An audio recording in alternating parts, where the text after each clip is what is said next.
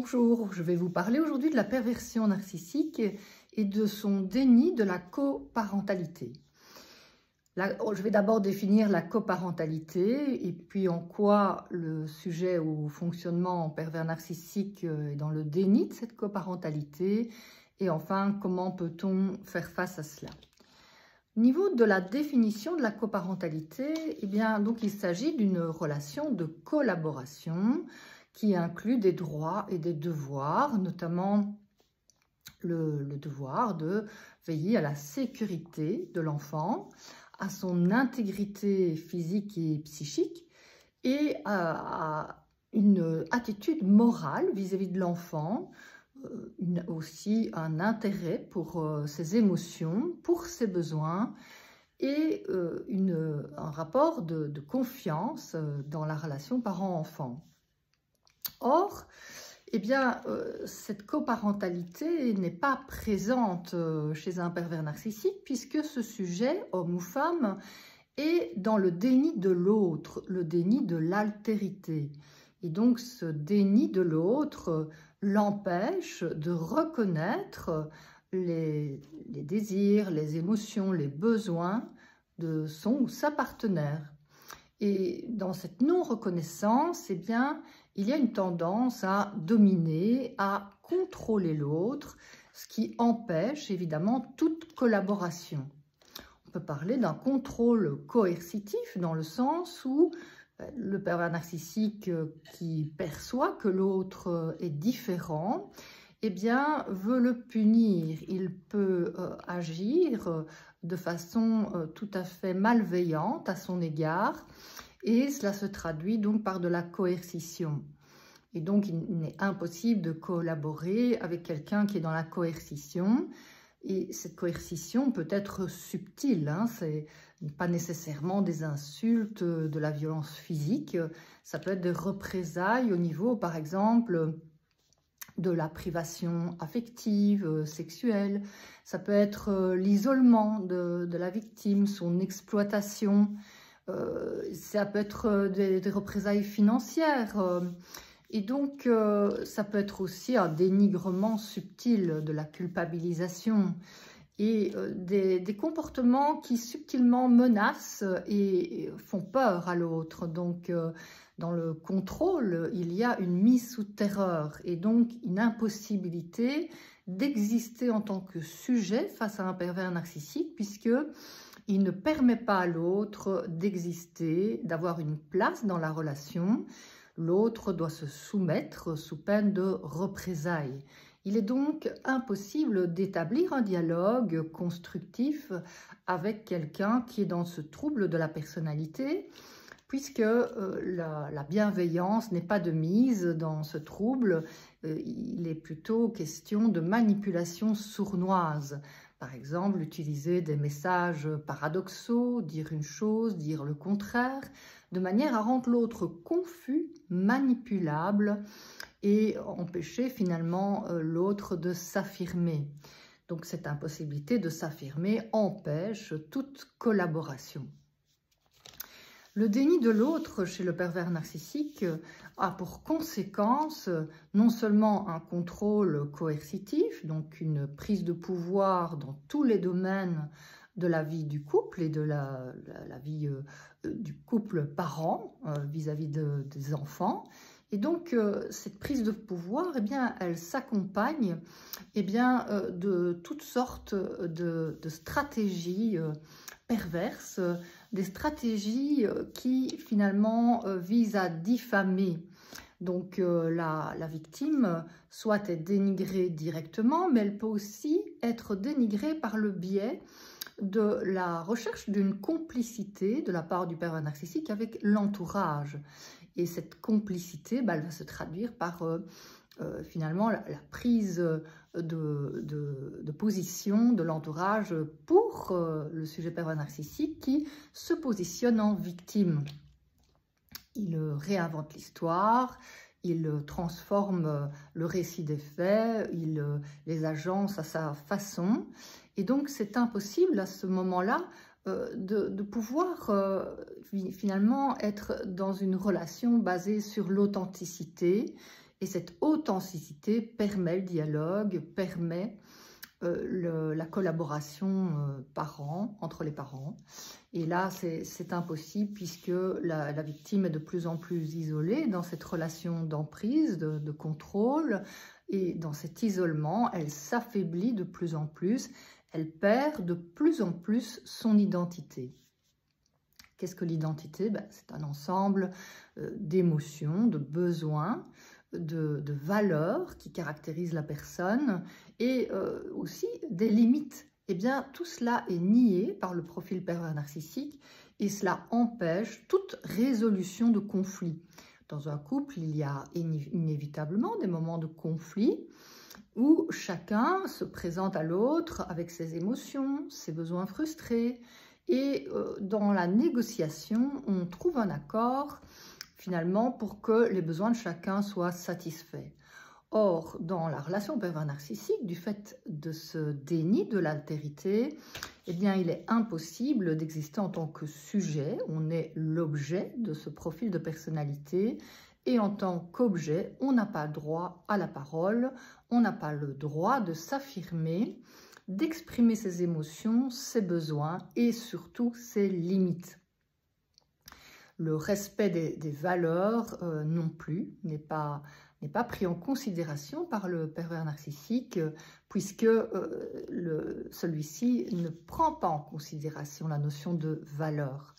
Il peut afficher des valeurs, mais il n'en a pas dans les faits. On voit que ce profil de personnalité n'a pas la notion de valeur, il n'a pas la notion de ce qui est bon et pas bon. Il y a vraiment une tendance à la corruption, à la destruction de l'autre, destruction finalement de ses ressources, et donc une impossibilité d'une réelle collaboration. Cette impossible collaboration, cet impossible dialogue a des conséquences dévastatrices aussi bien sur la victime que sur les enfants. Sur la victime, eh bien, la victime petit à petit s'éteint dans la relation puisqu'elle n'a pas le droit d'exister, elle n'a pas le droit de s'exprimer au niveau de ses émotions, de ses besoins, de ses limites, de ce qui est important pour elle. Et donc, à force de s'effacer, elle plonge dans une sorte d'extinction de l'identité et à force de représailles, eh bien, elle s'épuise car le stress chronique que cela cause eh bien, a un impact sur la santé physique. Donc, le stress chronique peut avoir comme conséquence, par exemple, des manifestations neurophysiologiques comme les palpitations, les tremblements, la transpiration et d'autres manifestations neurophysiologiques, mais aussi des crises d'angoisse, des réveils nocturnes, et une difficulté à s'endormir ou à avoir un sommeil récupérateur. Cela a un impact aussi sur l'état de veille, donc une tendance à l'hypervigilance, une tendance à perdre la concentration, la mémoire, et une image négative de soi qui peut plonger la victime petit à petit dans la dépression, en plus de l'épuisement physique. Cette dépression qui peut être accompagnée de culpabilité excessive puisque le profil pervers narcissique culpabilise la victime et cela sans qu'elle ait fait quoi que ce soit de mal. Donc cette culpabilisation, eh bien, elle a pour visée d'éteindre l'identité de la victime qui petit à petit eh bien, se dénigre, finit par adhérer au discours du pervers narcissique et donc ne plus reconnaître ce qu'elle est, ne plus reconnaître ses émotions, ses besoins et ses limites et ses valeurs non plus. Donc dans cette extinction de l'identité, eh bien, elle peut finalement se laisser corrompre, être corrompue. C'est le syndrome de Stockholm qui fait qu'elle va défendre son agresseur et adopter des comportements finalement qu'elle n'aurait jamais eu dans d'autres circonstances. Donc cette corruption, eh bien, elle permet à ce profil de personnalité de maintenir encore plus l'emprise, le contrôle coercitif, parce qu'elle plonge la victime dans la honte et aggrave encore son sentiment de culpabilité. Ça a un impact aussi sur les enfants, dans la mesure où les enfants sont souvent utilisés comme instruments par le pervers narcissique, pris à témoin dans les situations où il y a de la violence psychologique. Et donc les enfants témoins prennent peur, ils sont terrorisés, et donc ils peuvent soit rechercher la protection, et donc ils vont se tourner vers le parent qui semble le plus protecteur, c'est-à-dire ce profil de personnalité, le parent pervers narcissique, ou bien finalement prendre la défense du parent victime, mais alors être l'objet également de cette manipulation perverse et de cette destruction. Donc, les enfants sont aussi utilisés dans la séparation, puisque le profil pervers narcissique ne peut pas supporter la séparation. C'est une atteinte à sa toute-puissance, et donc utiliser les enfants comme instrument de représailles pour maintenir la victime sous emprise à travers la séparation.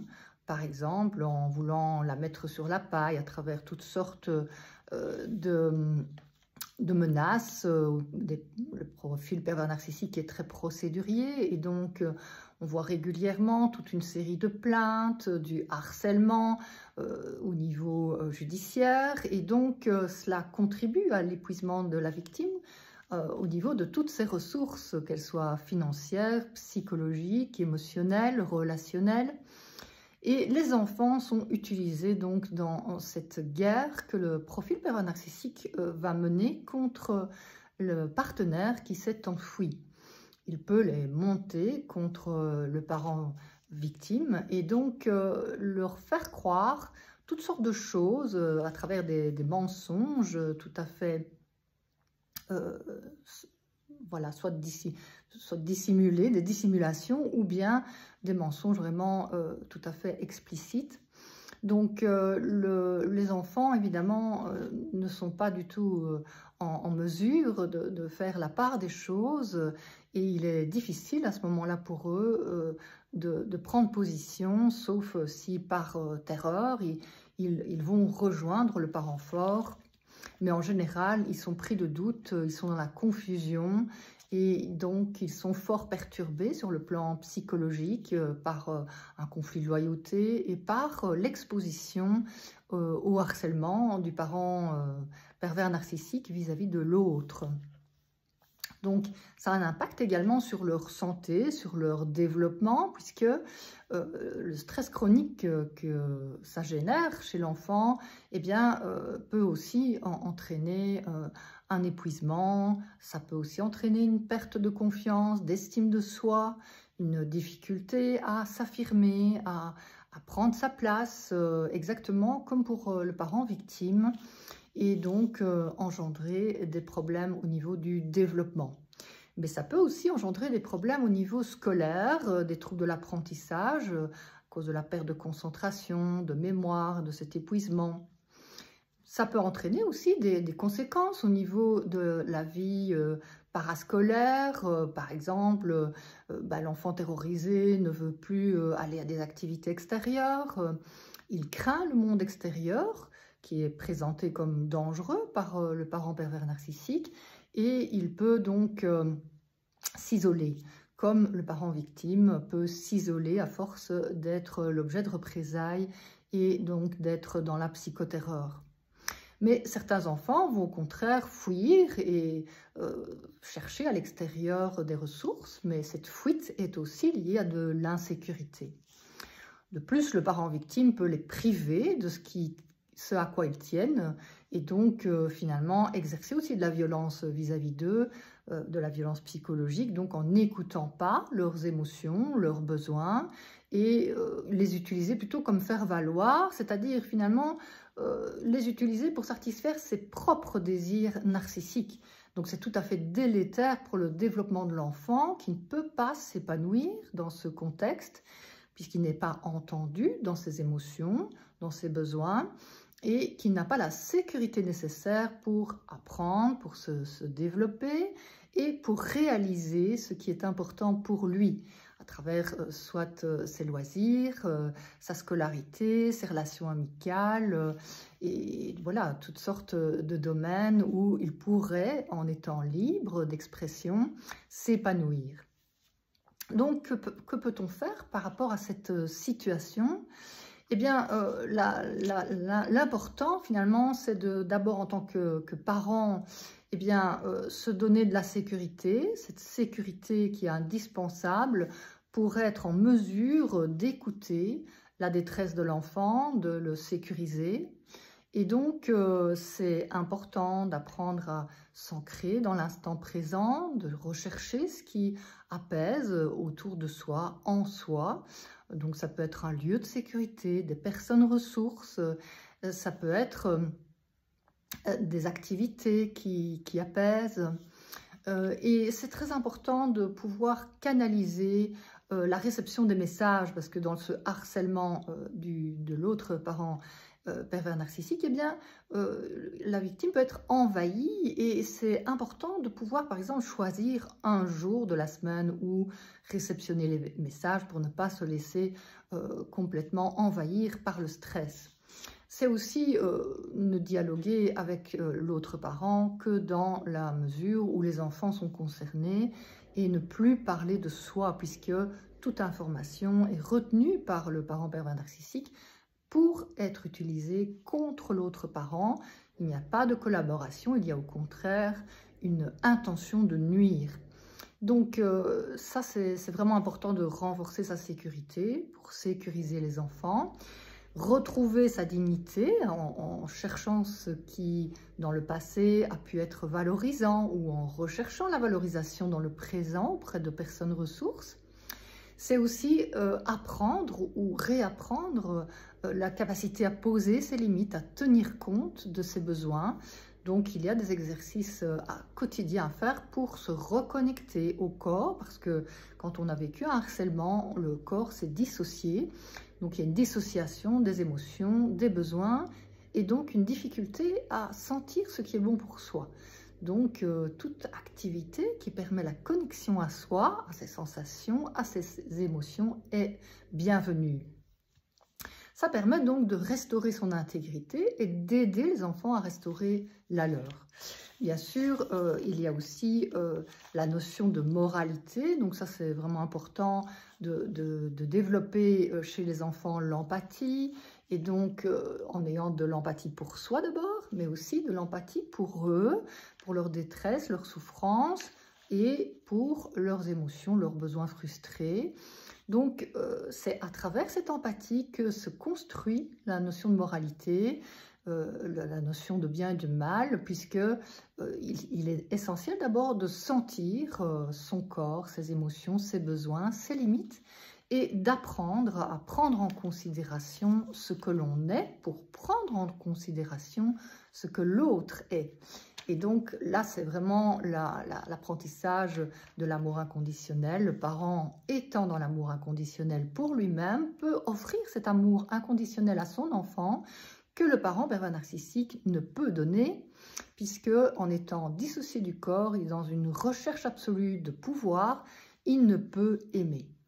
Donc, bien sûr, il y a aussi les protections à obtenir au niveau judiciaire, au niveau de la loi, et donc faire respecter le jugement. Ça, c'est vraiment essentiel de ne pas croire en des possibilités de négociation avec un profil pervers narcissique, puisque il est dans la volonté de nuire, et la négociation est toujours un moyen finalement d'imposer son pouvoir et de réaliser la destruction de l'autre. Si vous voulez en savoir plus, eh bien, vous pouvez lire Les victimes de pervers narcissiques, guérir le traumatisme, soit aux éditions Ellipse, soit dans la collection Récits et témoignages, ou dans la collection Sans questions-réponses. Eh bien, je vous souhaite une bonne journée, et si vous avez aimé cette vidéo, vous pouvez mettre un j'aime sous la vidéo.